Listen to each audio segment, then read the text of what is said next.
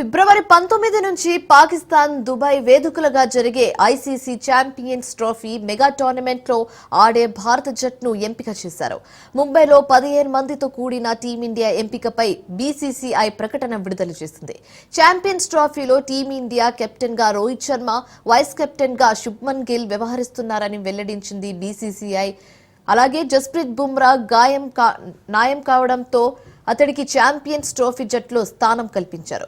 ఇక గాయాల కారణంగా సుదీర్ఘ కాలంగా జట్టుకు దూరంగా ఉన్న స్టార్ పేసర్ మొహమ్మద్ షమి, అలాగే శ్రేయస్ అయ్యర్లకు కూడా చోటిచ్చారు.